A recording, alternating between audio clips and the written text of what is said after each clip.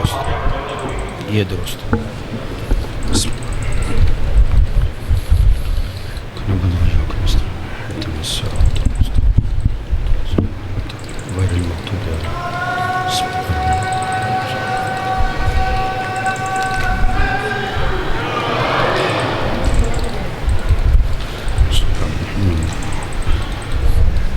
السلام علیکم ورحمۃ اللہ وبرکاتہ۔ استغفر اللہ ربی واتوب الیہ۔ اعوذ باللہ من الشیطان الرجیم۔ بسم اللہ الرحمن الرحیم۔ یا من ذکرہ شرف للذاکرین، الحمد للہ رب العالمین، الذی لم يتخذ صاحبة ولا ولدا ولم يكن له شریک فی الملک ولم يكن له ولی من الذل وکبرہ تکبیرا۔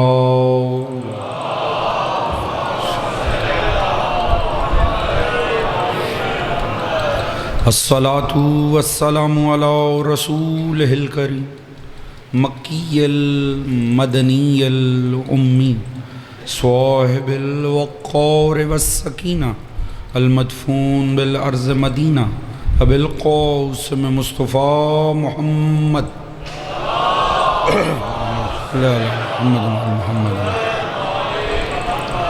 وعلی آلہ الطیبین الطاہرین المعصومین، الذین اذھب اللہ عنہم الرجس وطہرہم تطہیرا۔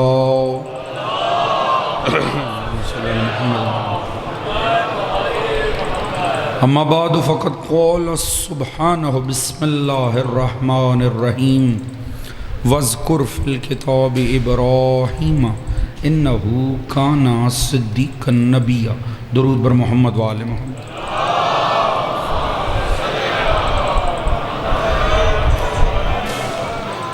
دعا ہے رب کائنات، بصدق کے ذکر محمد و آل محمد اس فرش عزا کا بچھائے جانا، منتظمین کی یہ کاوش، اب بزرگان کی شرکت، پروردگار عالم اپنی بارگاہ عالی میں قبول و منظور فرما۔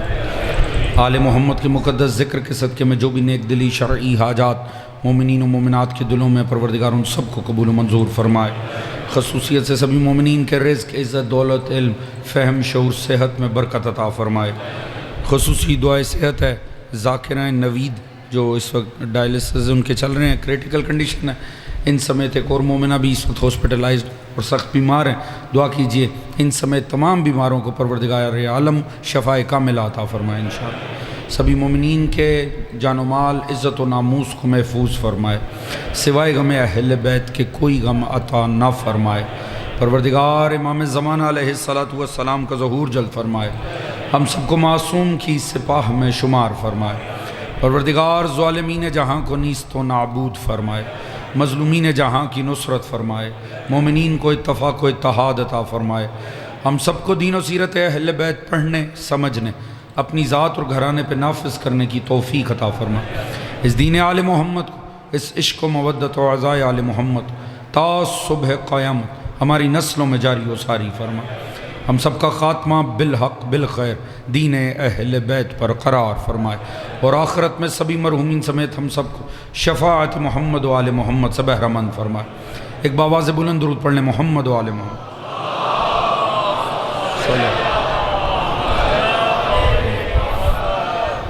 اجازت ہے جی بات کا آغاز کیا جائے۔ حضرات سامعین، استقامت در قرآن کے عنوان سے یہ ہماری سلسلہ مجالس کی 8ویں نشست ہے۔ جو مطالب گزشتہ شبوں میں آپ دوستوں کے گوش گزار کیے، یقیناً اس کا کوئی نہ کوئی خاکہ آپ کے ذہنوں میں محفوظ ہوگا۔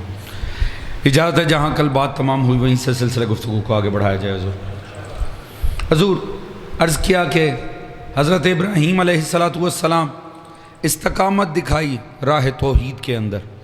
ہم نے دیکھا کہ باوجود یہ کہ نمرود اپنی سفاکیت پہ، صفاحت پہ اتر آیا، آپ کو قتل کی کوشش کی گئی، مگر آپ کے عقیدے کی استقامت نے آپ کو محفوظ رکھا۔ پروردگار نے تب تک معاملے میں دخل نہیں دیا جب تک کہ ابراہیم کی استقامت کو اس کی معراج پر نہیں دیکھ لی۔ حضور اس کا مطلب ہے جو خدا کے ساتھ ہو جائیں خدا ان کے ساتھ ہو جاتا ہے۔ بے خطر کود پڑا آتش نمرود میں عشق، عقل ہے محو تماشائے لب بام ابھی۔ حضور کمال ہے عشق توحید اگر انسان کا ہو، فَأَقِمْ وَجْهَكَ لِلدِّينِ حنیفہ، اگر توجہ صرف ذات توحید پہ مرکوز ہو جائے تو حضور پھر پروردگار عالم کبھی اہل حق کو فنا نہیں ہونے دیتا۔ اب یہ چاہے ہزاروں سال پہلے بابل کی زمین پہ ہوا ہو، چاہے 2026 میں یہ کچھ ہوا ہو۔ حضور ہم قدرت کے یہ مظاہر دیکھتے چلے جاتے ہیں اور حق کی استقامت کے بھی یہ مظاہرے ہمارے سامنے آتے چلے جاتے ہیں۔ حق والوں کے لیے بڑی نشانیاں ہیں اگر وہ توجہ کریں تو۔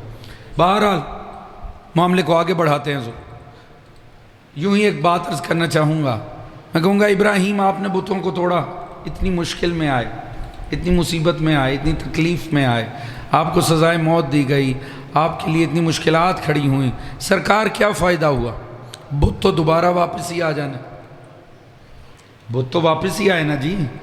کتنی دیر لگی ہوگی دوبارہ بابل کے بت خانے کو سجانے میں؟ بت کعبے میں بھی پڑے رہے اور پڑے ہی رہے کتنے عرصے، توجہ فرما رہے ہیں جی۔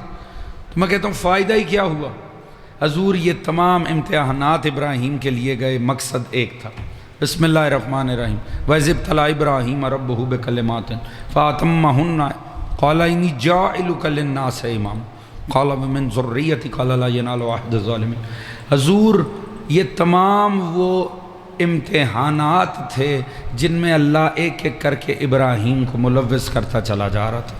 ہدف تھا امامت کا، ابراہیم کو آمادہ کیا جا رہا ہے امامت کے لیے، لہٰذا یہ اس کے ابتدائی ترین امتحانات میں سے تھا۔ بابل کے بت پرستوں سے ٹکرانا، ستارہ پرستوں، سورج پرستوں سے ٹکرانا اور پھر یہ عمل انجام دینا۔ میں کہتا ہوں مگر فائدہ کیا؟ آپ نے بت توڑے دوبارہ آ گئے، یقیناً پروردگار فرمائے گا میں ابراہیم کے ہاتھوں سے بت توڑوا کے بتا رہا ہوں۔ دنیا والوں یاد رکھو، امام بت شکنوں کو کہتے ہیں، بت پرستوں کو نہیں کہتا ہے۔ جن کی پیشانیاں بتوں کے آگے سجدہ ریز ہوں انہیں اللہ کبھی سرفراز نہیں کرتا عہدہ امامت سے۔ وہ خالص پیشانی جو سوائے توحید کے کسی آگے جھکی ہی نہ ہو، حضور اللہ اسے امامت سے سرفراز کرتا ہے۔ پوچھیں عالم اسلام سے اس معیار پہ کوئی خلیفہ ہے تو آپ کو پورا عالم اسلام ایک ہی نام لیتا نظر آئے گا، حضرت علی کرم اللہ وجہہ۔ ایک ہی پیشانی ہے جو سوائے توحید کے کسی کے آگے جھکی ہی نہیں ہے۔ درود پڑھیے گا محمد، یا علی یا درود پڑھ لیجیے گا محمد و آل محمد، صلی محمد و آل محمد۔ بات پہنچی ہے دوستان، آگے بڑھتے ہیں۔ حضور ابھی عشق امتحان اور بھی ہے۔ اچھا میں نے عرض کیا کہ اللہ نے جو انبیاء کی ہمیں واقعات قرآن میں دکھائے ہیں نا، اگر تو آپ قصص کی کتابوں سے اٹھائیں تو معاملات اور ہیں، مگر قرآنک انداز یہ ہے کہ خدا ساری تفصیلات اور جزویات میں نہیں جاتا۔ کوئی سیرت کی کتاب تو ہے نہیں کسی نبی کی، تو پروردگار کا کہتا ہے مختلف گوشے دکھاتا ہے، مختلف سینز مناظر دکھاتا ہے، مگر دکھاتا وہی ہے جس میں ہمارے لیے ہدایت کا پہلو ہوتا ہے۔ اگر ہم سے ربط نہ رکھو، میں آپ کو پہلے بھی عرض کیا، حضور عرفاء کا کہنا ہے جس نے قرآن پڑھتے ہوئے یہ سوچا کہ میں ماضی پڑھ رہا ہوں، وہ اصلاً قرآن پڑھ ہی نہیں رہا۔ قرآن ماضی کی کتاب ہے ہی نہیں حضور، قرآن ماضی کے آئینے میں حال اور مستقبل کی وضاحت کرتا ہے حضور۔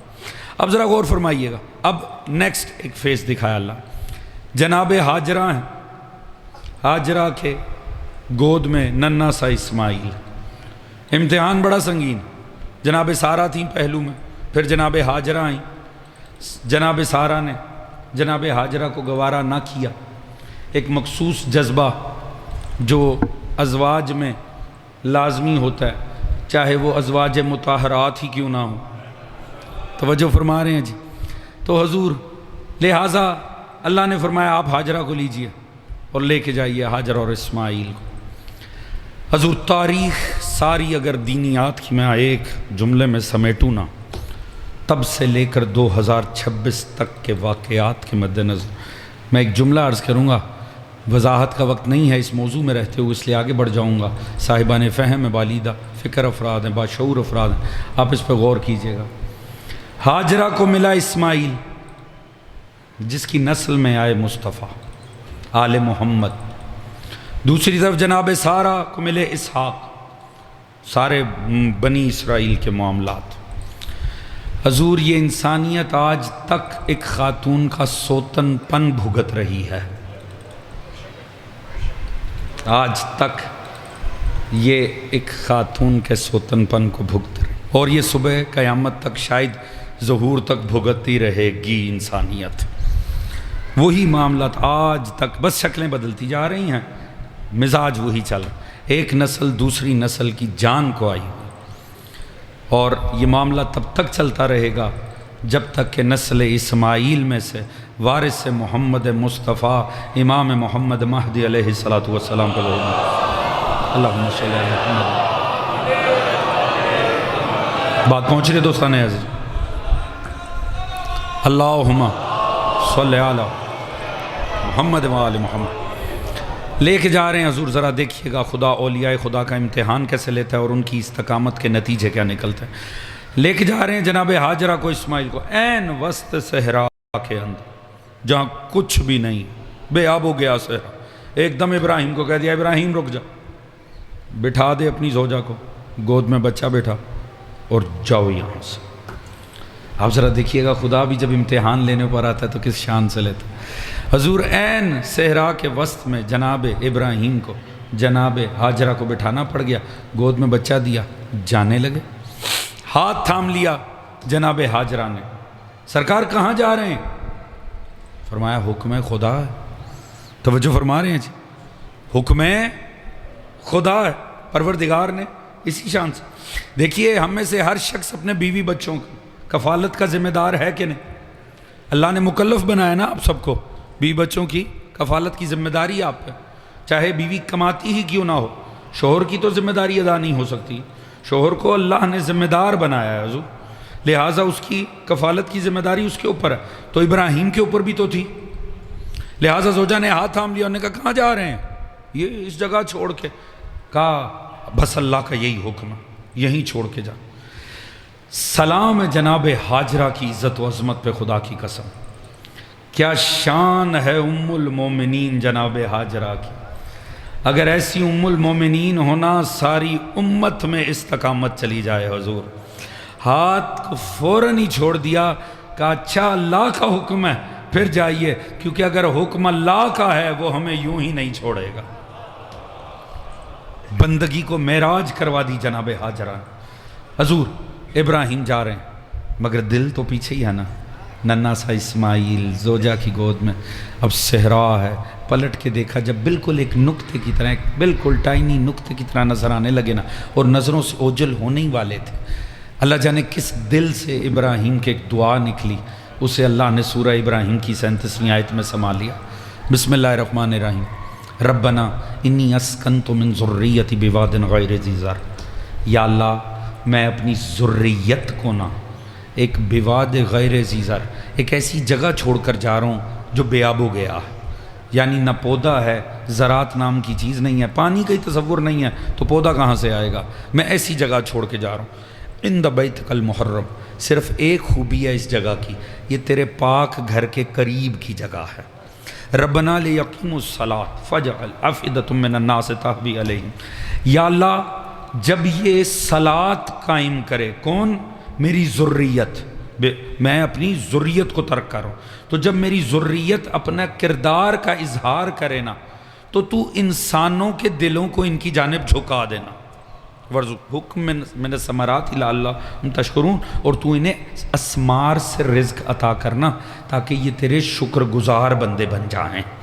توجہ فرمائیے آپ دوستوں نے، حضور بڑی لطیف دعا ابراہیم کی، ابراہیم کے حضور کیسے دل سے نکلی ہوگی، اللہ نے قرآن میں جگہ دے دی، پر قرآن ابراہیم کے جذبات کی اظہار کی جگہ نہیں، ہدایت کی جگہ ہے، تو اس کا مطلب ہے اس کا ہدایت سے تعلق ہوگا نا۔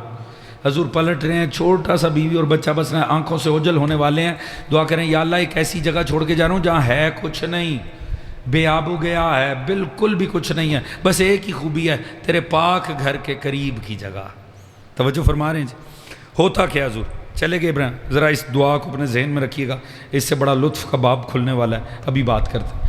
حضور جناب حاجرہ سلام اللہ علیہ اب چلے گئے ابراہیم, مگر صرف چلے نہیں گئے, حد بندی بھی کر کے گئے ہیں. یہ نہیں ہے پیچھے اٹھ کے آپ نے آ جانا ہے, یا مشکل پڑے تو آپ نے اسماعیل کو اٹھانا ہے اور کسی طرف چل پڑنا ہے. نہیں, 2 ٹیلوں کے درمیان بیٹھی ہوئی اور حد بندی کر دی ہے کہ نہ اس ٹیلے سے باہر جانا ہے نہ اس ٹیلے سے باہر جانا. یعنی یہ نہیں ہے کہ وہ مشکل میں اسماعیل کو اٹھائیں گی اور کہیں چل پڑیں گی.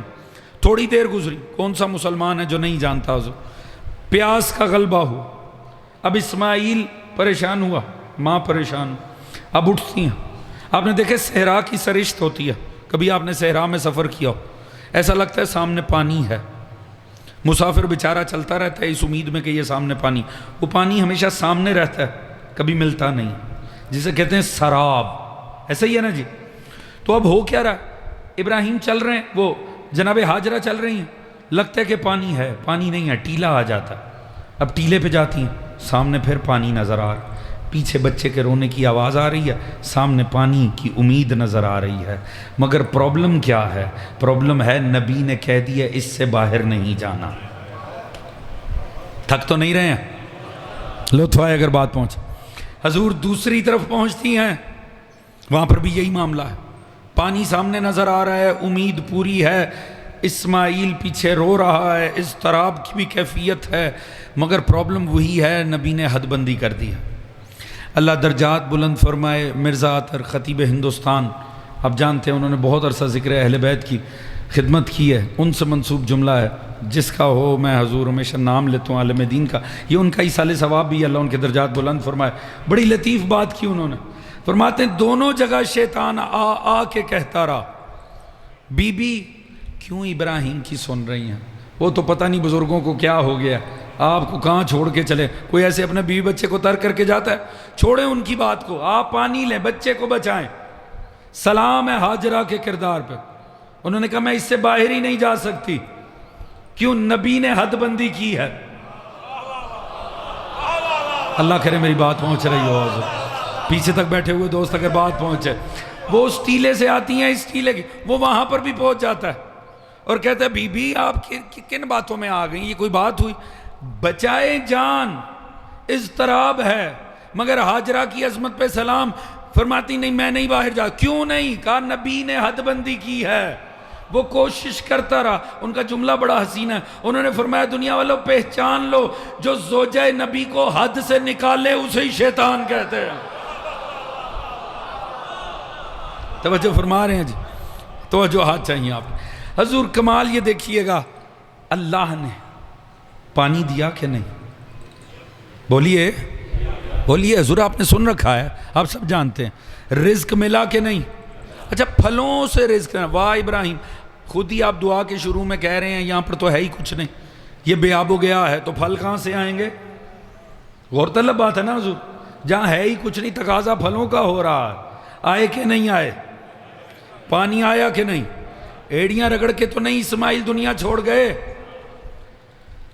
جگہ میں کوئی خوبی نہیں تھی, بے آب ہو گیا تھی. اللہ کرے بات پہنچ سکے. میرا دل ہے کچھ فضائل عرض کرنے کو آپ کے سامنے. حضور صرف ایک ہی خوبی تھی, پاک گھر کے قریب کی جگہ تھی. عند بیتک المحرم, تیرے بیت کے قریب کی جگہ ہے. حضور اللہ جانے دنیا کو علی کی کس کس فضیلت سے مسئلہ ہے, مگر کعبے میں آنے سے بڑا مسئلہ. آپ ہر سال دیکھتے ہوں گے رمضان المبارک میں نئے نئے کلپ آپ کے سامنے آ جاتے ہیں. پتہ نہیں اس فضیلت سے کیا پرابلم ہے. یہ ہو کیسے سکتا ہے 3 دن تک ماں اور بچہ کعبے میں رہے, خام خواہ کے فضائل بنائے ہیں. کھایا کہاں سے ہوگا, پیا کہاں سے ہوگا, کیسے ہوا ہوگا؟ دنیا علی کی فضیلتوں پہ شک کرے, کم از کم اللہ کی رازقیت پہ تو شک نہ کرے. جو پاک گھر کے قریب کی جگہ ایک نہیں کتنے دن تک حاجرہ اور اس کے بچے کو کھلا سکتا ہے, وہ اپنے گھر کی 4 دیواری میں ابو طالب کی زوجہ اور بیٹے کو نہیں کھلا سکتا.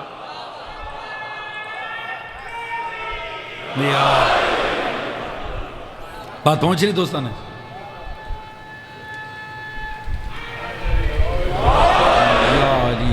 بات پہنچ. اللہم صلی علی محمد وآلہ یار یہ مولا کی نا سب سے پہلی فضیلت، یا یہ بھی بس یوں ہی ربط گفتگو میں نے عرض کیا، علی کی فضیلت کعبے میں آنا۔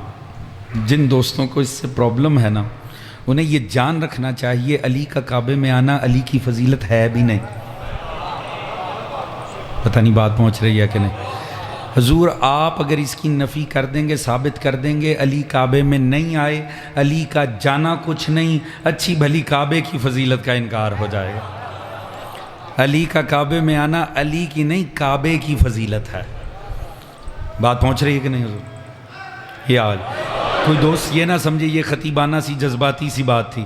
اجازت دیتے میں ایک جملے میں سادگی سے ایک دلیل عرض کر، اگر آپ میرا ساتھ دیں آگے بیٹھے ہوئے دوستو توجہ ہے جی۔ حضور یاد رکھیے گا قرآن کس شب میں آیا؟ شب قدر میں، ایسے ہی ہے نا؟ یہ قرآن کی فضیلت ہے کہ وہ شب قدر میں آیا؟ قرآن جس شب میں آتا وہ شب شب قدر بن جاتی۔ اللہ نے قرآن کو نہیں شب قدر کو عزت عطا کی کہ اس میں قرآن نازل کر دیا۔ علی جہاں آتے جہان عقیدت کا کعبہ وہیں بن جاتا۔ 13 رجب کو علی کو نہیں اللہ نے اپنے کعبے کو عزت عطا کی تھی۔ سلامت یا علی یا علی یا رسول اللہ یا علی یا علی یا سلامت رہیے۔ توجہ فرما رہے ہیں دوستان ہیں یا علی، بات پہنچ رہی ہے حضور؟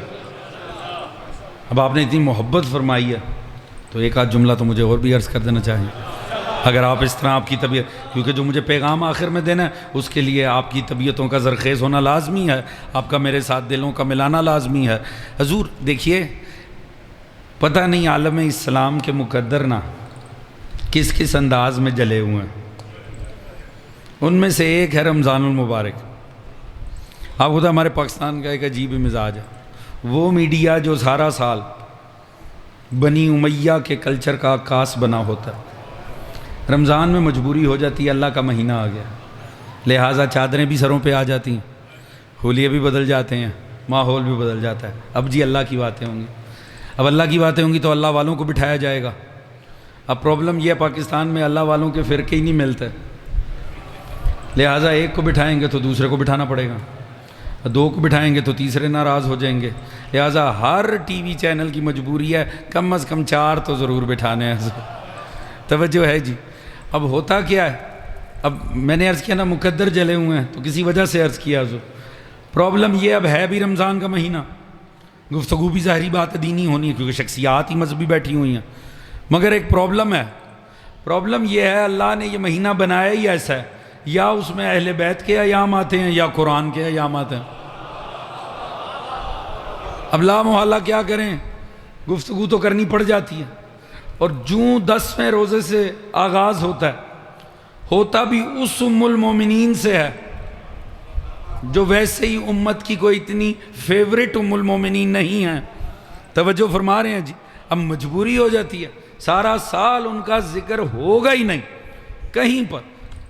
تعجب کی بات، جو امہات المومنین کے بڑے بڑے جلسے کرتے ہیں ان کے احترام میں، بہت اچھی بات ہے، مگر وہ جو پہلی شخصیت ہے ان کا ذکر تو ہونا چاہیے، مگر پتہ نہیں کیا وجہ ہے، کیا انہوں نے نبی کا ساتھ دے کر گناہ کر دیا؟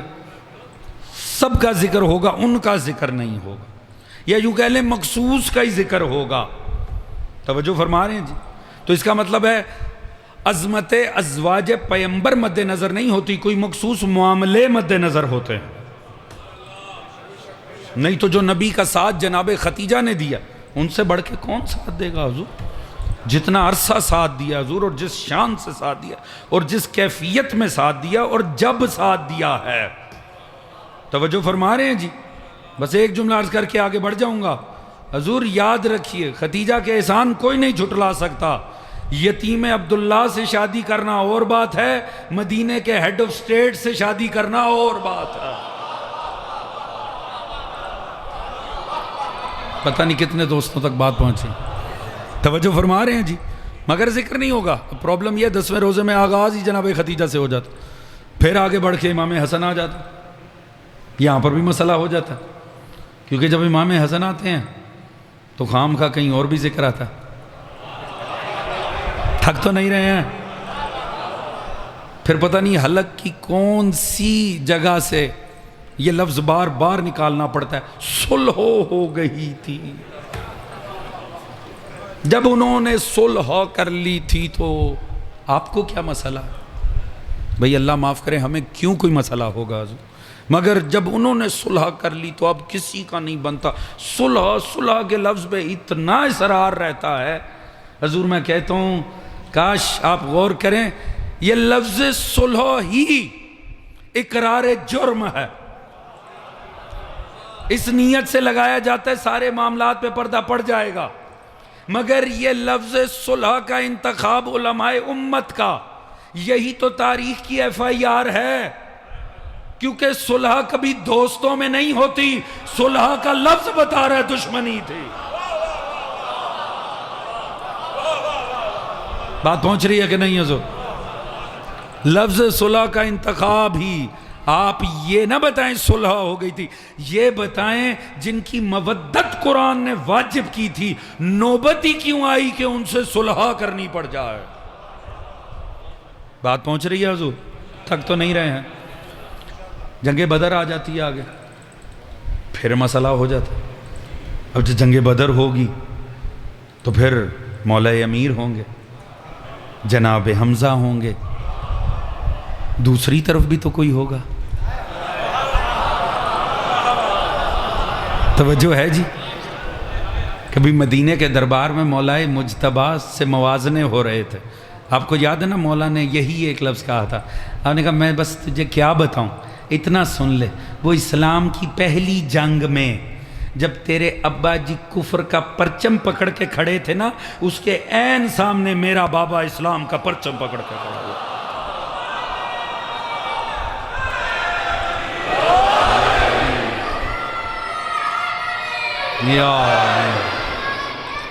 یار بات پہنچ رہی دوستان عزیز؟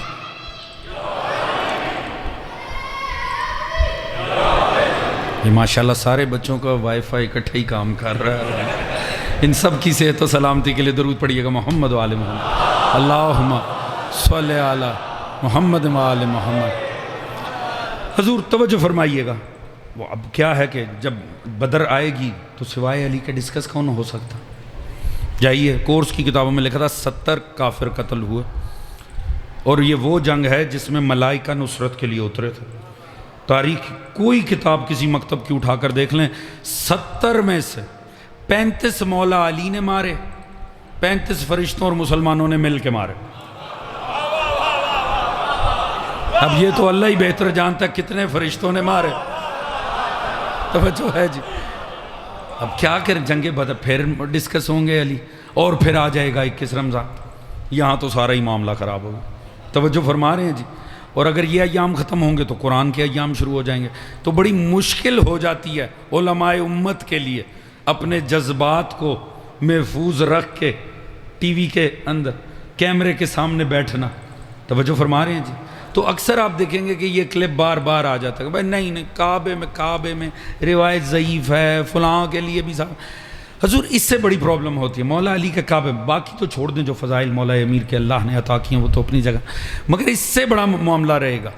تو میں نے بھی ہمدردی سے غور کیا کہ آخر میں غور کرنا چاہیے کہ آخر معاملہ خراب کہاں ہو رہا. ویسے تو کوئی نہیں, روایت کے ضعیف پن پہ اور راویوں کے اوپر ہی ڈسکشن کرتے ہیں, مگر جو منطقی دلیل دی نا, ایک دلیل دی, انہوں نے کہا دیکھیں صاحب اگر کعبے میں آنا کوئی فضیلت ہو تو یہ کوئی فضیلت ہے ہی نہیں سرے سے. اس وقت کون سا کعبہ مرکز عبادت تھا اور کون سا اس طرف مسلمان نمازیں پڑھ رہے تھے, یا بتوں سے اس وقت کعبہ بھرا ہوا تھا, لہٰذا کعبے میں آنا کوئی فضیلت ہے ہی نہیں. اور اگر یہ کوئی فضیلت ہوتی تو 30 سال پہلے مصطفیٰ آئے ہیں. اگر کعبے میں آنا کوئی فضیلت ہوتی تو اللہ مصطفیٰ کو نہ بھیج دیتا کعبے میں. تو اگر ختمیہ مرتبت کعبے میں نہیں آئے تو پھر مولا علی کا آنا کوئی فضیلت نہیں رکھتا. سر قابل غور بات ہے, ویسے غور کر رہے ہیں کہ نہیں آپ دوست؟ حضور آپ کو پتہ ہے نا رسول کہاں آئے تھے؟ ہر مومن کو پتہ ہونا چاہیے. توجہ ہے جی؟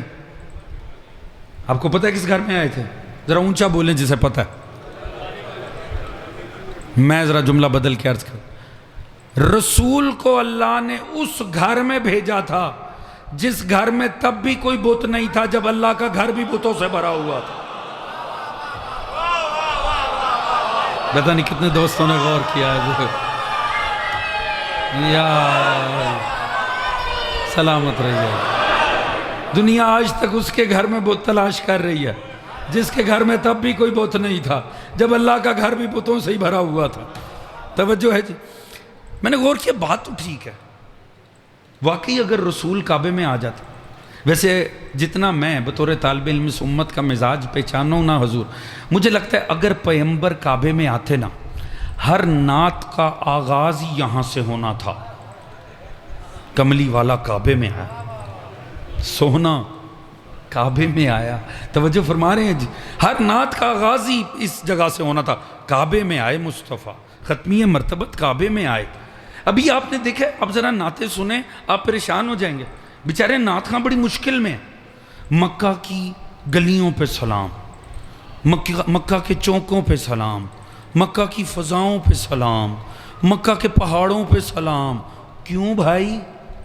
وہ جی رسول آئے تھے مکہ میں. رسول چونک میں آئے تھے.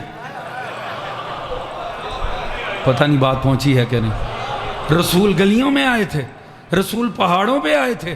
تعجب کی بات ہے، نعت خاں باہر ہی گھومتا رہتا ہے. گلی سے نکلے گا چونک میں چلا جائے گا، چونک سے نکلے گا پہاڑ پہ چلا جائے گا. مجبوری کیا اس در تک کیوں نہیں آتے؟ وہ جب پلٹ کے دیکھا در پہ تختی نام ابو طالب کی لگی ہوئی تھی.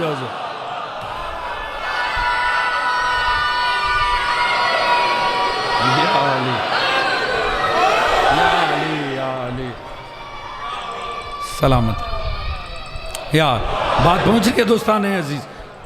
ابو طالب کا گھر میں آئے حضور. اب کیا کریں، لہٰذا دروازے تک نہیں جانا، باہر ہی باہر گھومتے رہنا. چلیے جی گھومتے رہیے.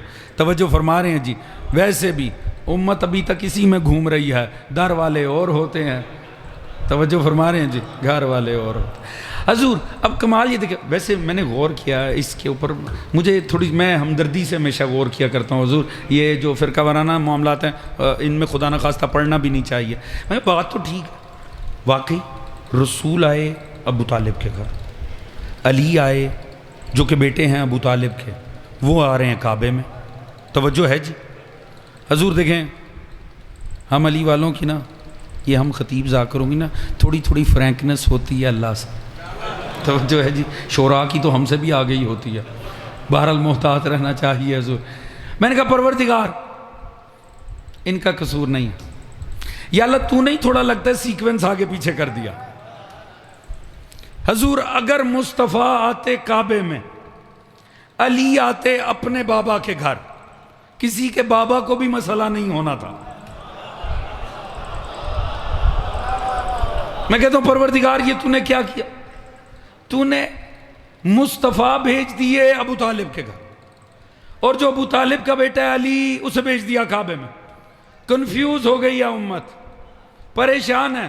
بھیج دیتا مصطفیٰ کو کعبے میں، ہمارا کیا جاتا یا علی کا کیا جاتا؟ ہم نے کب مانا ہے کہ یہ علی؟ ہم نے کہا یہ کعبے کی فضیلت ہے. توجہ فرما رہے ہیں جی؟ یہ کعبے کی عزت ہے. علی کا کیا جانا تھا؟ ہم کتنی دیر ذکر کرتے ہیں اس بات کا اپنی مجلسوں میں کہ علی کعبے میں آئے. او تیرا رجب کوئی جا کے اگر کوئی گفتگو ہو جائے تو ہو جائے، تو کیا فرق پڑتا ہے؟ علی کے سمندروں جیسے فضائل پہ کوئی فرق نہیں پڑنا تھا. کیا تھا؟ پروردگار تو بھیجتا کعبے میں مصطفیٰ کو، بھیجتا ابو طالب کے گھر میں یا ابو طالب کے بیٹے کو. کم از کم ہمیں رمضان کے مقدس مہینے میں ایسے اترے ہوئے چہرے تو نہ دیکھنے پڑتے. حضور بات پہنچے پہلے دوست سے لے کے یہ مجمع جہاں جہاں بیٹھا ہے، میرا ساتھ دیجیے گا، لطف آ جائے گا. حضور جب ذہن میں یہ تصور آیا نا تو مجھے ایسا لگا جیسے پروردگار نے جواب دیا ہے، خاموش رہ، دنیا پہچانی ہی نہیں. جو گھر انسانیت کی نظر میں افضل ترین تھا وہاں میں نے علی بھیجا ہے، اور جو گھر میری نظر میں افضل ترین تھا وہاں میں نے مصطفیٰ بھیجا. سلام.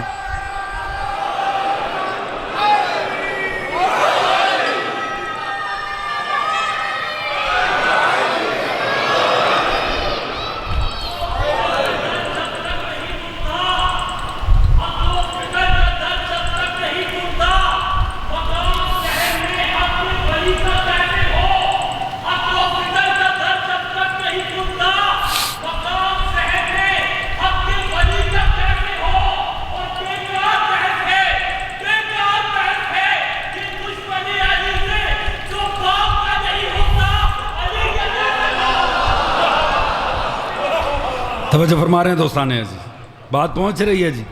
حضور اس جملے کے لطف کو اپنے مد نظر رکھیے گا، جو گھر انسانیت کی نظر میں افضل ترین، توجہ ہے جی، وہاں آئے ہیں مرتضیٰ۔ جو گھر اللہ کی نظر میں افضل ترین ہے، وہاں آئے ہیں مصطفیٰ۔ توجہ فرما رہے ہیں جی۔ حضور ویسے بھی نا جو جہاں کے لیے مناسب ہو اسے وہیں آنا چاہیے، توجہ ہے جی۔ یوں سمجھ لیجئے جہاں رحمت کی اماج گاہ تھی وہاں رحمت للعالمین آ گئے، جہاں قبضہ چھڑانا تھا وہاں علی کو بھیج دی۔ سلامت رہے یار حضور۔ وقت مختصر، پلٹتے ہیں پیچھے۔ عند بیتک المحرم، تیرے پاک گھر کے قریب کی جگہ۔ دوستو پوری توجہ، اب مجھے امید ہے آپ کی توجہات میری طرف ہو گئی، اب ذرا استقامت دیکھیے گا۔ حضور کمال یہ دیکھیے، جناب ہاجرہ اضطراب ہے، بچہ بلک رہا، بچہ فوت ہو جائے گا تھوڑی دیر میں اگر اسے پانی نہ ملا، مگر جناب ہاجرہ کر کیا رہی ہیں؟ جاتی ہیں، جب وہ لمٹ آتی ہے جو مصطفیٰ نے قرار، جو نبی نے قرار دی، ابراہیم نے، وہاں سے پلٹتی ہیں۔ دوسری حد آتی ہے نبی کی بنائی لمٹ، وہاں پہ ٹھٹک جاتے، بیچ میں رہتے۔ حضور غور فرمائیے، اللہ نے کبھی کسی عبد کے اعمال کو اٹھا کر اپنی عبادت نہیں بنایا، اپنی واجب عبادت نہیں بنایا۔ ایسا نہیں ہے یہ نماز کسی نبی نے پڑھی تھی، اللہ کو پسند بڑی آئی، اس نے کہا سارے پڑھو۔ یہ نہیں ہے کہ روزہ کسی نبی نے اللہ کی راہ میں بھوکا رہا، اللہ کو بڑا پسند آیا، اللہ نے کہا چلو اب سارے یہ کرو مجھے پسند آ گیا۔ یہ ساری شریعت، یہ عبادت ہے اللہ نے ڈیزائن کر کے دی ہیں نبیوں کو۔ اس میں حضور کسی ذاکر خطیب کی کیا اوقات ہے کسی واجبی عبادت کے اندر دخل دینے کی کوشش کرے؟ اللہ کے نبی کا بھی اختیار نہیں ہے، اللہ کے کسی نبی کو بھی اختیار نہیں ہے کہ جو شریعت اللہ نے اسے دیا اس میں کوئی رد و بدل کر سکے۔ یہ اختیار صرف پروردگار عالم کا ہے، نبی صرف اس کی ترسیل کا وسیلہ بنتا۔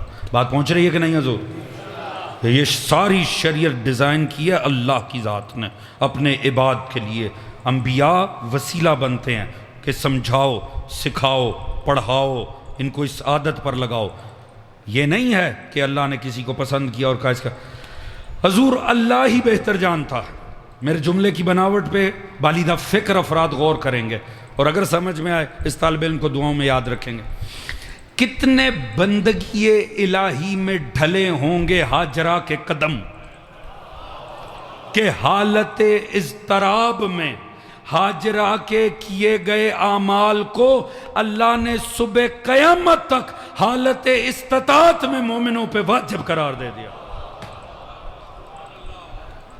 من استطاع الیہ سبیلا، اب صبح قیامت تک انہی راہوں پر، انہی قدموں کے نقش قدم پہ انسانیت قدم رکھتی رہے گی۔ کتنا بندگی میں ڈھلے ہوئے قدم ہوں گے۔ اور حضور ہاجرہ کی عظمت دیکھیے گا، میری بات پہنچے تو حضور اسے محسوس کیجئے گا، اس پہ غور کیجئے گا۔ اس طالب علم کے اس جملے کے اوپر کمال نہیں ہو گیا، ہاجرہ یہاں جاتی ہیں، حد آتی ہے پلٹ آتی ہیں، دوسری طرف جاتی ہیں، حد آتی ہے پلٹ آتی۔ کیا اسماعیل پیاس سے دم توڑ گئے؟ بولیے، کیا بھوک سے جاں بحق ہو گئے ماں بیٹا؟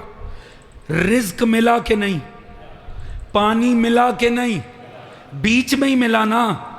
ہاجرہ کی عظمت پہ سلام۔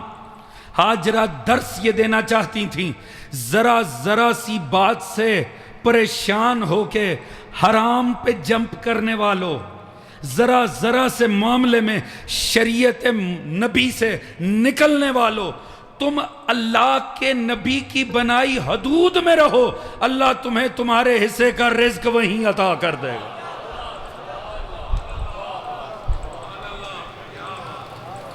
استقامت دکھائیں صبر پہ، حوصلے پہ۔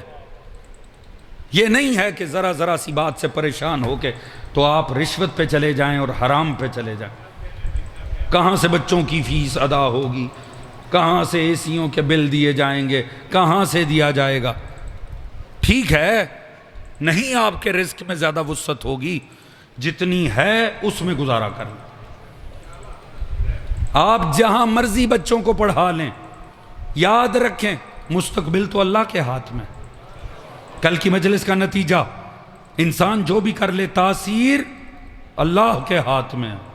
ٹاٹ کے پڑے ہوئے اسکولوں کے بچے راج کر رہے ہیں، اعلیٰ ترین اسکولوں کے پڑے ہوئے بچے ایسے بھی نکلتے ہیں کہ ماں باپ کو ہی نہ پوچھیں کیا کرنا ہے آپ نے، رشوت کے مال سے بچوں کی فیس دے کے۔ آپ کو لگتا ہے نہیں صاحب گزارا کیسا ہوگا، بہت کم ہے، تو اس سے زیادہ میں کچھ نہیں بڑھ کے عرض کر سکتا۔ معصوم نے فرمایا، پروردگار فرماتا ہے جو میرے دیے تھوڑے پہ راضی ہو گیا نا، میں اس کے تھوڑے سے عمل سے بھی راضی ہو جاؤں گا۔ استقامت دکھ، صبر، حوصلے کے اوپر، قناعت کے اوپر اللہ کی ذات نے عزتیں رکھی ہیں۔ آپ کے حصے کا نصیب کا رزق کوئی اور نہیں لے سکتا۔ آپ کسی طور حضور یہ جو حد بندی جسے حدود اللہ کہتے ہیں نا، یہ شریعت اسلامیہ ہے۔ آپ خود کو نبی کی شریعت میں پابند رکھیں۔ جس نے ہاجرہ اور اسماعیل کو بھوکا نہیں نہ مرنے دیا، وہ آپ کی نسلوں کو بھی بھوکا نہیں مرنے دے گا۔ درود پڑھیے گا محمد و آل محمد۔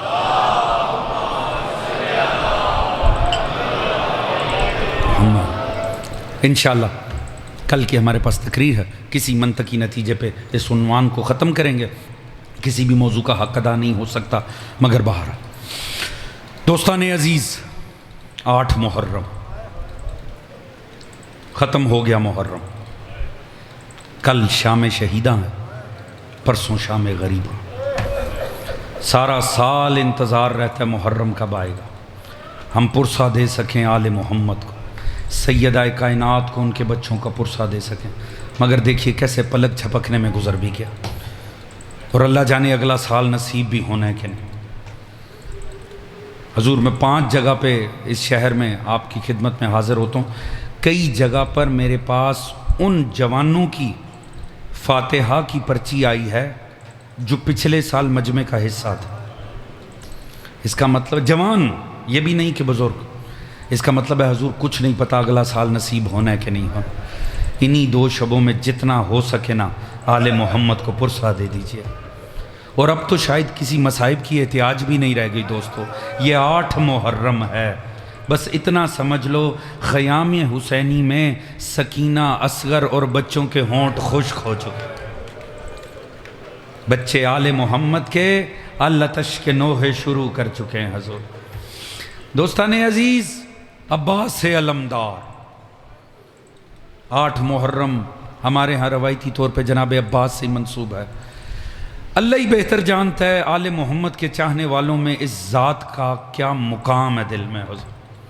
میں نے آج صبح نکلسن روڈ پہ بھی جملہ عرض کیا تھا کہ دیکھیے میں خود ایک امام بارگاہ میں پلا بڑا ہوں، میں الحمدللہ میرا خود ایک امام بارگاہ سے تعلق ہے ذات۔ دوستان عزیز، میں نے دیکھا، میں سمجھتا ہوں کسی مومن کا دل کھولا جائے نا، چہاردہ معصومین اپنی جگہ ہیں، ایسا لگتا ہے کوئی گوشہ صرف ابو الفضل العباس کے لیے۔ اللہ جانے عباس کا مان کتنے مومنوں کے دلوں میں۔ میں نے دیکھا ہے وہ داخل ہوتے ہیں امام بارگاہ حسین میں، دل کی بات کرنی ہونا وہ علم عباس بھی جاتا۔ اللہ ہی بہتر جانتا ہے عباس کی کیا آس، اور اس لیے کہ عباس آس تھے آل محمد کی۔ آل محمد کی بیٹیوں نے اسی کے سہارے تو وطن چھوڑا تھا۔ جناب علمدار سارا دن آ کے اجازت لیتے رہے، مولا مجھے اذن جہاد دو، مولا مجھے اذن جہاد دو۔ جانتے ہیں امام آگے سے ایک ہی بات کہتے تھے، امام کہتے تھے عباس تجھے کیسے اجازت دوں، تو میری فوج کا سالار ہے۔ پھر غریب تھوڑی دیر بعد آ کے پھر سے منت کرتے تھے مجھے جانے دیجئے۔ امام رو کے فرماتے تھے عباس کیسے جانے دوں، تو میری فوج کا سالار ہے۔ عباس کی تربیت ہی نہیں تھی امام سے کسی بات پہ بحث کرنے کی، وہ خاموش ہو کے پیچھے ہو جاتے تھے۔ ویسے مجھے ایمان سے بتائیے گا حضور، عجب ہے خدا کی قسم، سارا دن عباس سنتے رہے، ایک دفعہ جب یہ جواب دوبارہ سننے کو ملا نا، عباس تجھے کیسے جانے دوں، تو میری فوج کا سالار ہے، سارا دن خاموش رہنے والے عباس نے تڑپ کے ایک ہی جملہ کہا مولا وہ فوج کہاں رہی جس کا میں مولا اب تو میری گود کے پالے بھی مارے گئے ہیں، مولا وہ جنہیں انگلیاں پکڑ کے چلانا سکھائے مارے گئے ہیں، مولا میرے بچے میرے سامنے مارے گئے۔ میں اسی لیے عرض کرتا ہوں دوستو، غور کرو، آپ کے دل میں حضرت عباس کا ایک مقام ہوگا، ایک خاکہ ہوگا ہر شیعہ کے دل میں۔ آپ نے جتنا حضرت علمدار کے بارے سنا ہے، آپ کے ذہن میں خاکہ ہوگا حضرت عباس کی شخصیت کا۔ دل پہ ہاتھ رکھ کے سوچو، اکبر کا سینہ ٹوٹنے کے بعد عباس زندہ بھی ہوگا کہ مارا جائے؟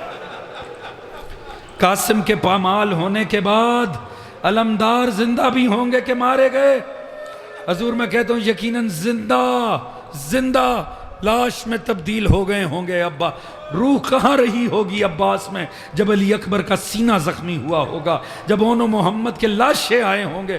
اللہ جانے ابا نہیں دی اجازت، پھر بھی امام نے آ کے خیمے کے در پہ بیٹھے، گھٹنوں پہ سر رکھ کے اپنے مقدر پہ رو رہے ہیں۔ اتنے میں مشکل کشائی نہیں ہو گئی عباس کی، ہوا گیا ننھی سکینہ خالی مشکیزہ تھام کر آ گئی۔ کہا چچا ایک گھونٹ پانی مل جائے میرا بھیا اصغر بچ جائے گا، آخری دموں پہ آ گیا ہے۔ علمدار خوش ہو گئے، ایک مرتبہ بھتیجی کو اٹھایا، حضور وہ خالی مشکیزہ لیا، خاموشی سے آ کے امام کے سامنے کھڑے ہو گئے۔ کہا مولا میں کچھ نہیں کہتا، سکینہ سے بات کر لیجیے۔ سکینہ نے کہا بابا جانے کیوں نہیں دیتے؟ بابا پانی چاہیے، میرا بھیا اصغر مر جائے گا۔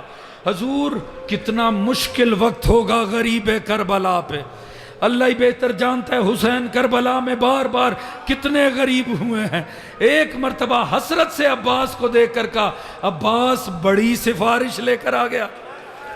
اور اس کے بعد امام نے ایک عجیب جملہ کا، خدا کی قسم جناب سکینہ کو مخاطب کر کے کہتے سکینہ اجازت تو میں دے دیتا ہوں، پر سوچ لینا تیرا 6 ماہ کا ہے، میرا 32 سال کا جوان ہے، یہ نہ ہو نہ تیرا 6 ماہ کا بچے نہ میرا 32 سال کا۔ اجرکم اللہ، یہ حق بنتا ہے حضرت عباس علمدار پہ گریا حضور، یہ آہیں بلند ہونی چاہیے، یہ صدائے ہائے، یہ 8 محرم ہے، یہ جناب علمدار کا مصائب ہے۔ دوستو میرا مولا مجبور ہو، اجازت دی جناب عباس۔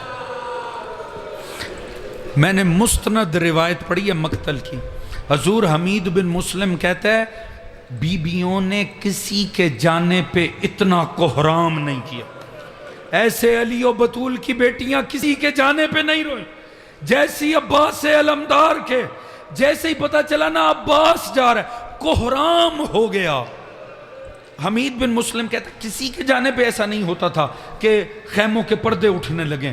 اس نے کہا ایک ایسا شہید تھا جب حسین علی اکبر کی لاش پہ تھے نا، تو عالم یہ تھا ایسے دھاڑے مار کر روئے حسین، ایسا لگتا تھا جیسے ابھی روح جسم سے پرواز کر جائے۔ کہتا ہے اس وقت ایک بی بی تھی جو خیام سے نکل کر آ گئی، اللہ جانے معظمہ کون تھی، حسین کو اکبر کی لاش بھول گئی، امام زینب کو لے کر پلٹے، نہیں میری زندگی میں خیمے سے باہر نہیں آنا۔ اس نے کہا اور کسی شہید کی دفعہ خیموں کے پردے نہیں اٹھے، مگر جب عباس جانے لگا ہے سب پردے اٹھ گئے۔ ہر بی بی یہی صدا دیتی تھی غازی پلٹ کر آ جا، عباس پلٹ کر آ جا۔ کیوں؟ بیبیوں کو یقین تھا اگر عباس چلا گیا پھر حسین نہیں بچتا۔ اجرکم اللہ، یہی حق ہے، یہی حق ہے حسین مظلوم کو پرسا دینے کا۔ ان آنکھوں کو بلند ہونا چاہیے، یہ غازی عباس کا مصائب۔ حضور سب کو یقین تھا اگر عباس نہ رہا پھر حسین نہیں بچتے۔ مروان جیسا لعین اور شکی وہ مدینے میں خود روایت کرتا ہے کہ میں بقی کے پاس سے گزر رہا تھا، مجھے کسی ضعیفہ کے رونے کی صدا آئی، میں پلٹ کے گھوڑا پلٹ کے وہاں لے کر آئے، میں نے دیکھا کوئی خاتون بزرگ ہے جو قبروں پہ بیٹھ کر رو رہی ہے، اور رو رہی ہے ابو الفضل العباس کو۔ کہتا میں نے کسی سے پوچھا یہ کون ہے؟ اس نے کہا یہ علی کی بیوہ ہے ام البنین، یہ ام البنین ہے۔ حضور وہ کہتا ہے میں نے کان لگا کے سنا، کیا کہہ رہی ہے؟ یہ مروان روایت کرتا ہے کہ ام البنین کہہ رہی تھی کاش غازی تیرے بازو نہ کٹتے، حسین مارا نہ جاتا۔ عباس کے بازوؤں کی طاقت کا تو سہارا تھا۔ حضور عباس نہیں جا رہے، ہر بی بی کی امید امام حسین کے دفاع کی ختم ہو گئی۔ مگر ایک روایت جو میرے دل کے بڑے قریب ہے، میں حضور کیسے آپ کے سامنے پیش کروں، مجھے نہیں پتا آپ کیسے سنیں گے، میں اتنا عرض کروں گا نہ رونا آئے ہائے ضرور کہنا، یہ غریب کربلا کو پرسا ہے۔ حضور راوی کہتے ہیں جب عباس جانے لگے نا، عباس وہ ہیں جب آئے تھے نا مولا امیر کے ہاتھوں پہ، عباس نے آنکھیں نہیں کھولی تھیں، امام نے فرمایا تھا بلاؤ حسین کو۔ عباس، میں یوں عرض کروں، یہ وہ واحد قاری قرآن ناطق ہے جس کی زندگی کی پہلی نگاہ نے بھی حسین کی زیارت کیا ہے، زندگی کی آخری نگاہ نے بھی حسین کی زیارت کیا ہے۔ 32 سال کے تھے عباس، ایک ایک لمحہ سائے کی طرح حسین کے ساتھ، گود میں پالا تھا حسین نے۔ سن لیا آپ نے؟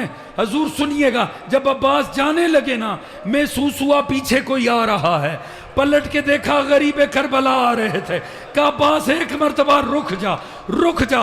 عباس آئے، گلے لگایا، آقا کیا ہوا؟ جانتے مظلوم نے کیا کہا؟ میں نے عرض کیا ناس آئے ہائے ضرور کہنا۔ ایک مرتبہ امام تڑپ کے کہتے عباس جا رہا ہے، عباس جا رہا ہے۔ عباس میں نے تو تجھے اب تک جی بھر کے دیکھا بھی نہیں، 32 سال کے بھائی سے کہہ رہے ہیں عباس آج تک میں نے تجھے جی بھر کے دیکھا بھی نہیں، میرے غازی تو جا رہا۔ حضور چلے گئے، جناب عباس میں مختصر کروں۔ ایک مرتبہ عباس دریا میں داخل ہوئے، لینوں کی جرت تھی عباس کے سامنے آتے، بھاگ گئی فوج۔ جناب عباس پانی میں داخل ہوئے، جناب عباس نے مشکیزہ بھرا، مشکیزہ بھرنے کے بعد زندگی کا واحد مقصد ہے یہ پانی اصغر کے ہونٹوں تک پہنچ جائے۔ عباس جانتے تھے کتنے پیاسے بچے خیام کے باہر کھڑے ہیں انتظار میں کہ چچا پانی لے کر آئے گا۔ جب پلٹے ہیں نا، پسر سعد نے لشکر سے کہا اب تک حسین پیاسا ہے، پیاسا ہے تو قبضے میں آ جائے گا۔ ایک گھونٹ اس کے حلق سے نیچے چلا گیا، یہ کبھی ہمارے قابو میں نہیں آئے گا، پانی نہیں پہنچنا چاہیے۔ عباس جا رہے ہیں ان فاسقوں سے جہاد کرتے ہوئے، ایک لعین نے چھپ کے وار کیا، جناب عباس کا شانہ جدا ہوا۔ اب دو چیزیں ہیں، ہاتھ ایک ہے، حضور مشکیزہ بھی ہے اور نیزہ بھی ہے۔ اب سمجھیں وفادار کیوں ہے عباس، چاہتے تو نیزہ ہاتھ میں رکھ کے دفاع کرتے، نیزہ چھوڑ دیا، میرے ساتھ جو ہونا ہے ہو جائے، یہ پانی پہنچنا چاہیے حضور۔ مگر ایک لعین نے پھر چھپ کے حملہ کیا، دوسرا شانہ جدا ہوا، دانتوں میں دبا لیا مشکیزے کو، کہا راہوار مجھے کسی طور سکینہ تک پہنچا۔ ابھی چند قدم چلے تھے، ایک تیر ظلم آیا، جیسے ہی مشکیزے میں لگا، پانی نہیں بہ رہا تھا، عباس کی روح بہ رہی تھی۔ عباس نے کہا راہوار خبردار اب نہ جا، پلٹ جا۔ جیسے ہی راہوار پلٹ کے لشکر میں داخل ہوا، یہ کہہ کے مارا مارو اسے، اسی کی وجہ سے حسین آیا تھا۔ نجرکم اللہ، یہی حق ہے جناب علمدار کو رونے کا، یہ گریہ بلند ہونا چاہیے، یہ عباس علمدار کا گریہ۔ یہ کہہ کے مارا لعینوں نے، مارو اسے، اسی کے سہارے حسین آیا تھا۔ اللہ جانے کتنی دیر تک علی کا لال رہا راہوار پہ، جیسے ہی زین چھوڑنے لگے ہر سوار گرتے ہوئے کہتا تھا یا مولا ہو ادرکنی، مدد کو بلاتا تھا۔ جناب عباس جانتے ہیں میرا حسین بڑا مظلوم ہے، سارا دن کا تھکا ہے، بس دور سے کہا علیک منی سلام، آقا میرا آخری سلام ہو۔ اس صدا کا آنا تھا، غریب کربلا کے ہاتھ کمر پہ چلے گئے، رو کے کہا عباس میری کمر ٹوٹ گئی۔ اجرکم اللہ، یہی حق ہے جناب عباس پہ گریہ کرنے کا۔ دوستان عزیز، جناب عباس زین سے زمین پر آئے ہیں، میں نے بڑے آرام سے کہہ دیا، آپ نے بھی بڑے آرام سے سن لیا۔ حضور عالم دین کا نام ہے کاظم بستی، ان کی عادت تھی، نجف کے رہنے والے تھے، روزانہ صبح جا کے مولا امیر کی زری پہ کھڑے ہو جاتے تھے، سوائے علمدار عباس کے کسی کا مصائب ہی نہیں پڑھتے تھے۔ روزانہ مصائب عباس کا، فجر کی نماز کے بعد کچھ دیر پڑھتے، گھر آتے، آ کے گھر میں سوئے، خواب میں سیدہ آ گئیں، فرمایا کاظم تیرا کیا مسئلہ ہے، تو میرے عباس کا مصائب کیوں نہیں پڑھتا؟ کہا بی بی میں تو سوائے آپ کے فرزند عباس میں نے تو کسی کا مصائب ہی نہیں پڑھا، میں تو ہمیشہ آپ کے بیٹے عباس کا۔ کہا نہیں تو میرے بیٹے عباس کا مصائب نہیں پڑھتا۔ کہا بی بی میں ابھی پڑھ کے آ رہا ہوں۔ کہا نہیں، کیا تو نے رونے والوں کو کبھی بتایا کہ اگر کوئی سوار بھاگتے گھوڑے پہ ہو اور گھوڑے سے زمین پہ آئے اور اگر اس کے بازو ساتھ نہ ہو ماذا یتلق الارض، کیسے زمین پہ آئے گا میرا عباس منہ کے اجرکم اللہ. یہی حق ہے جناب علمدار پہ گریہ کرنے کا، یہ ہائے کی صدا بلند ہونی چاہیے. میں آخری جملے عرض کروں. جناب امام حسین پہنچے، امام حسین پہنچے، ایک مرتبہ علمدار کے سر اقدس کو رکھا اپنے زانو اقدس کے اوپر. بس میں آخری جملے عرض کروں. حضور سر اقدس کو رکھا زانو پہ. حضور صاحب امواج البقا کہتے ہیں جناب عباس بار بار نہ زور لگا کے، شانے تو تھے نہیں ساتھ، زور لگا کے سر کو زمین پہ لے جاتے تھے. مولا پھر اٹھا کے رکھتے تھے. عباس پھر، مولا نے کہا عباس کیوں ہٹا رہا ہے، رکھتا کیوں نہیں ہے؟ کہا مولا ابھی میرے سر کو تو آپ کا زانو مل گیا، تھوڑی دیر بعد جب آپ میدان میں ہوں گے. اجرکم اللہ. یہی حق ہے، یہی حق ہے امام پہ گرے. عباس میرے بھائی مجھ سے کوئی بات کر. کہا مولا میں آپ کے چہرے کی زیارت کرنا چاہتا ہوں، مولا مجھے میرے اپنے چہرے کی زیارت کروائیں. حضور کیا کریں؟ مگر معاملہ یہ ہے ایک آنکھ میں عباس کے تیر لگا ہوا ہے، دوسری آنکھ لہو سے بھری ہوئی ہے. کہ مولا بس اتنی زحمت کیجئے گا میری آنکھ سے لہو صاف کر دیں، میں آپ کے چہرے کی زیارت کروں. امام نے لہو صاف کیا. عباس نے آخری دفعہ حسرت بھری نگاہ سے حسین کو دیکھا. میرے آخری جملے سنیے گا. ایک مرتبہ مولا نے کہا عباس میں نے تیرا تقاضا پورا کیا، اب تو بھی میرا ایک تقاضا پورا کر دے. کہا مولا غلام کسی حالت میں نہیں ہے، اب تو میرے بازو بھی ساتھ نہیں ہے. مولا کیا یہ غلام کا ساری زندگی آقا ہی کہتا رہا، ایک مرتبہ بھائی کہہ دے، کٹے ہوئے ہونٹوں سے صدر ہائے او میرا غریب بھائی. اجرکم اللہ. بس آخری جملہ. ایک مرتبہ عباس کی روح پرواز کی. امام نے خالی علم تھاما، امام خیام کی جانب آئے. ساری بیبیاں حالت انتظار میں، دھول بیٹھتی ہے، غازی نہیں آتا، خالی علم آتا ہے. بی بی زینب تڑپ اٹھی. کہا بھیا حسین صبح سے ہر شہید کا لاشا لائے ہو، میرے بھائی کی لاش کیوں نہیں لائے؟ امام نے تڑپ کے ایک ہی بات کی. کہا زینب کیسے لاتا، اتنے ٹکڑوں میں بٹا ہے غازی، جہاں سے ہاتھ ڈالتا تھا وہ حصہ جسم سے جدا. ماتم عباس.